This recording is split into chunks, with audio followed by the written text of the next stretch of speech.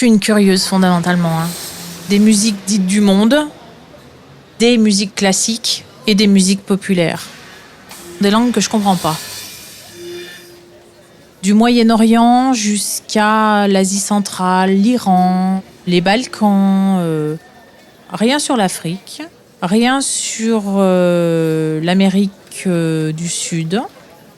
C'est des chants orthodoxes russes, Goran Bregović, des musiques traditionnelles populaires d'Égypte, du Moyen-Orient. Il y a des chants de mariage, il y a des poèmes d'amour, mais je ne les comprends pas. Ce qui m'intéresse, c'est uniquement de la musicalité. C'est l'autre. Ça peut être des souvenirs aussi parce que j'ai eu la chance de beaucoup voyager dans ces régions-là. Donc c'est des musiques que j'ai entendues live. Je suis allée fouiller au Sultanat d'Oman, qui est un des plus beaux pays au monde. C'est une perle, c'est une merveille. On fouillait un village de pêcheurs du 5e siècle avant Jésus-Christ.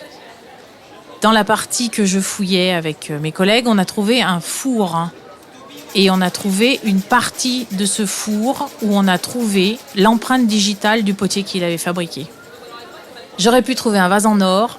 Je crois que ça n'aurait pas eu plus de valeur que cette empreinte digitale. On passait au même endroit, comme si j'étais venue lui demander comment tu travailles. Il était presque là.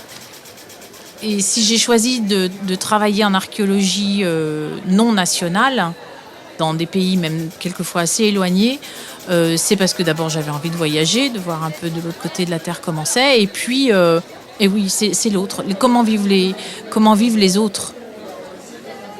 À Djamboul, qui est l'équivalent de Vienne au Kazakhstan, ce qui est quand même pas la porte à côté, ce sont des gens qui n'ont aucune idée de la façon dont on vit et qui nous demandaient est-ce qu'il y a des chameaux dans les rues de Paris ? Parce qu'il y en a chez eux.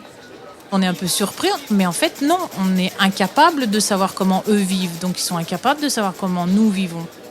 Et c'était cette rencontre-là que je trouvais éblouissante.